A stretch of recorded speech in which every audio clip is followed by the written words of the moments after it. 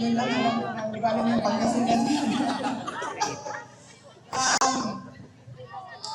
Unahin ko po, una ang ating mga pagpapasalamat. Sorry. Unahin po natin ang pagpapasalamat natin sa Dutch Police at sa municipal government ng The Hague, Netherlands sa kanilang pag-allow, pahintulot, sa pagpahintulot na tayo po ay magsama-sama ngayong umaga na ito para po sa celebration ng 80th birthday ng ating minamahal na Pangulong Duterte.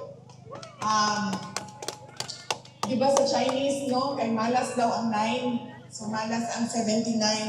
So, maabot na ang swerte. Kaya nalampasan na niya ang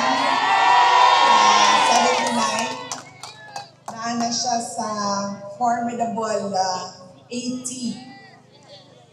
And pag pamutanong mo siya, ang iyahang ito bag, birthday na niyo, lagi, siya, sabi mo ito bag siya, 83, siya 83 na po, 84 na po, 85 na po.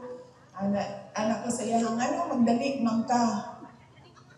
Siya kay ang 100,000 ba yan, no? So 100.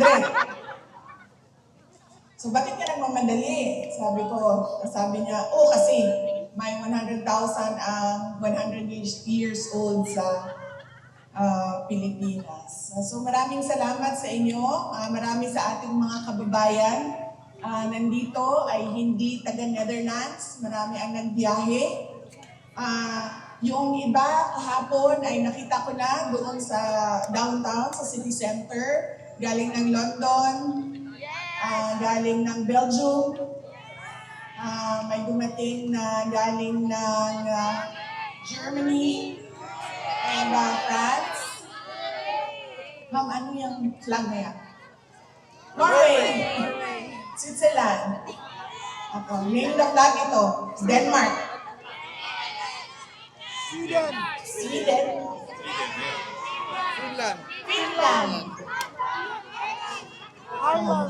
UK. Ireland. Ano yung flag ng dragon? Kuwait. Wales. Kasampaan ka sa Kuwait, Hindi malam ang flag ng Davao, yes. So yes, maraming salamat sa inyong lahat. At maraming salamat sa mga kababayan natin doon sa Pilipinas. Iba't ibang lugar sa Pilipinas na nagse-celebrate ng 80th birthday ni Pangulong Rodrigo Duterte. Ngayon lang ako nakakita ng tao na ng birthday na buong mundo ay meron siyang celebration sa kanyang birthday. And it shows the goodness of his heart and the love for the people. Because otherwise, the people will not love you if they don't feel the love coming from you. So thank you very much, lalo-lalo na sa ating mga kababayan na nandoon sa Pilipinas. Kanina pa sila nagsimula, 2:00 ng hapon at hanggang daw sila, matapos ang 12 midnight at matapos ang araw na ito na kaarawan ni Pangulong Duterte. At syempre, ang pagpapasalamat ko sa ating mga organizers dito sa The Hague, sa ating pagtitipon ngayon.